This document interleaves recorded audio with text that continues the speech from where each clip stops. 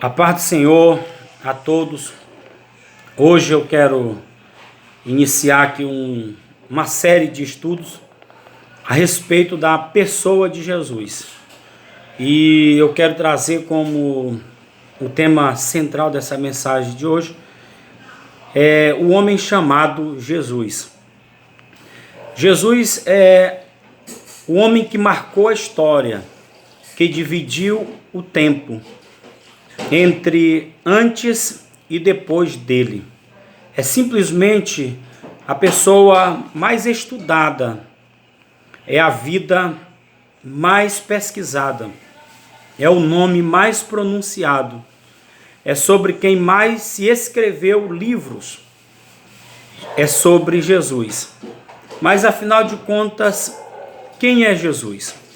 E existe ainda hoje pessoas que se questionam e fazem esta pergunta, como no início do seu ministério também foi feito, no meio do seu ministério foi feita essa pergunta, e até mesmo pelos seus discípulos.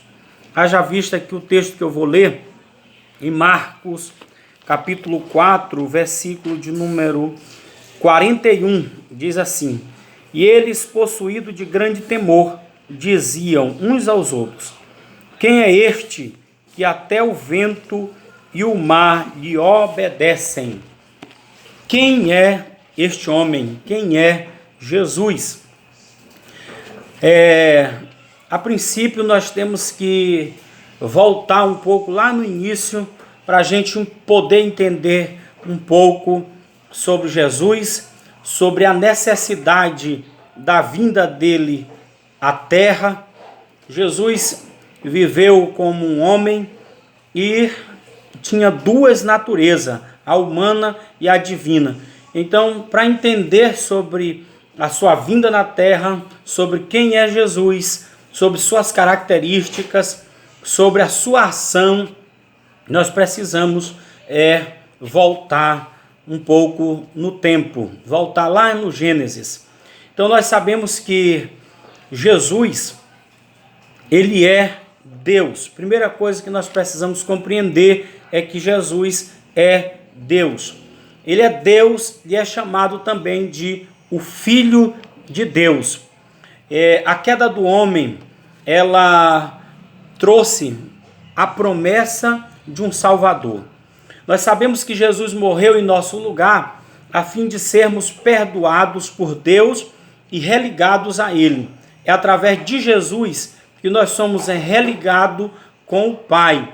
Por isso que Jesus diz: Eu sou o caminho, a verdade e a vida. Ninguém vem ao Pai a não ser por mim. Então Jesus é tão poderoso assim que pode nos ligar a Deus, pode nos levar de volta a Deus? Sim. Então nós passamos a desfrutar a comunhão profunda com o Espírito Santo através de Jesus. Sendo assim, voltemos lá no Éden e analisemos a queda espiritual do homem e as promessas de um Salvador, feitas por Deus, o Pai. O homem foi criado para estar em comunhão com Deus. O homem foi o único ser cuja criação Deus se envolveu pessoalmente, imprimindo nele sua imagem e semelhança. A Bíblia diz que nós somos criados à imagem de Deus, à imagem de Deus nós fomos criados. O homem desobedeceu e caiu espiritualmente. A mulher, ela deu ouvido à voz da serpente, Gênesis 3 e 6, que lançou dúvida quanto à proibição e à real intenção do Criador em vedar o casal ao fruto da árvore do conhecimento do bem e do mal. Gênesis 3, versículo de 1 a 5. Aqui narra a história da queda do homem, onde tudo se inicia, onde surge a necessidade do homem ter um Salvador. É quando o homem desobedece a Deus e cai. Passa então o homem agora está perdido, sem a direção de Deus, sem comunhão com Deus, sem vida eterna, separado de Deus, e passa agora a ter necessidade de um Salvador que o religue novamente ao Pai. O homem, ele foi confrontado quando caiu pelo Criador. Deus questionou Adão e Eva e os sinais imediatos da queda foi a terra amaldiçoada, o árduo e o desgastante trabalho do homem, as dores de parto da mulher e a mulher sendo submissa ao marido. Gênesis capítulo 3, versículo 9 a 13, versículo 16 a 19. A queda do homem, ela trouxe todas essas consequências e mais. Trouxe a consequência da morte, da quebra da aliança com Deus, trouxe o pecado para o mundo. E a Bíblia diz que o pecado gera a morte, porque todos pecaram e distanciados estão da glória de Deus. Se o pecado é morte, o homem, quando pecou, passou a ser pecador. Todos os que vieram depois foram gerados por pecado, nasceram no pecado. Então a tendência é o homem nascer, crescer e viver no pecado. E se morrer no pecado, a Bíblia diz que o salário do pecado é a morte. Então fica muito claro aí o homem tendo a necessidade de um salvador, de alguém que o resgate, de alguém que o livre agora desse fardo de pecado, que o livre agora da morte, que o livre agora da perdição que o homem se encontra, do seu distanciamento de Deus. Passa a nascer aí a necessidade de alguém que o salve do pecado. Pois bem, continuando aqui, Deus promete então, depois da queda do homem, restaurar o homem. O Senhor teve misericórdia do ser humano e puniu a serpente, amaldiçoando ela, prometeu que ela rastejaria o restante da sua vida sobre o pó da terra, sobre o seu ventre, e se alimentaria do pó da terra. E ainda mais, que nasceria um, que era o descendente da mulher, que esmagaria a cabeça da serpente. Ou seja, de uma forma aqui representativa, esmagaria a cabeça do inimigo da humanidade. Está aqui agora Deus fazendo menção sobre esse homem que viria, o descendente da mulher, desse homem que viria e esmagaria a cabeça do inimigo da humanidade. Gênesis 3:15. E quem é o inimigo da humanidade? Lúcifer, Satanás, o anjo caído. E quem pode vencer a Satanás? Quem poderia derrotar ele, se todos os homens passaram agora a ser pecadores, dominados pelo pecado e fracassados?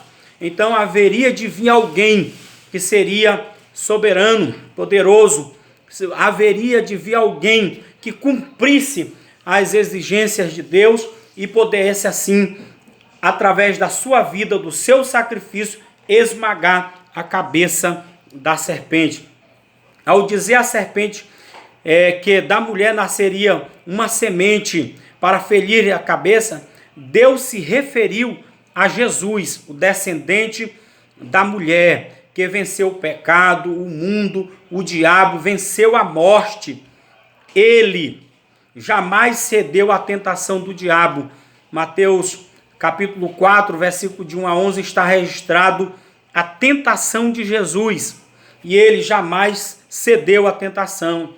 Rasgou a acusação contra nós, cravando-a na cruz. Colossenses capítulo 2, versículo 14, diz que ele tomou a cédula que tinha de acusação contra nós, rasgando-a, cravou-a na cruz e expôs ao ridículo a Satanás. E ele assegurou-nos a vida eterna e uma herança incorruptível. 1 Coríntios capítulo 15, versículo 25 a 28 e versículo 42 a 49. Então, esse aqui é apenas uma introdução para nós podermos falar quem realmente é Jesus. Mas nós estamos vendo aqui que pela situação do homem, a situação que o homem foi criado por Deus e a situação como o homem se encontrou depois que desobedeceu a Deus, o homem passou a ter necessidade de um Salvador, de alguém que o resgate, de alguém que o salve. Por isso, o nome de Jesus é mencionado na Bíblia e o Pai faz a promessa da vinda da semente da mulher, do homem perfeito, do Filho de Deus, do Filho do homem, do servo sofredor, do Cristo, do Messias, do Emanuel, do Príncipe da Paz, do maravilhoso Conselheiro, Deus forte, Pai da eternidade, que viria e estaria conosco para assim realizar a obra da redenção. E aqui eu quero finalizar essa primeira parte a título de introdução, para nós podermos no próximo vídeo falar quem é Jesus. Que Deus te abençoe, que Deus abençoe tua vida, que Deus abençoe tua família, que essa palavra traga edificação sobre sua vida. Fique com Deus e a paz do Senhor.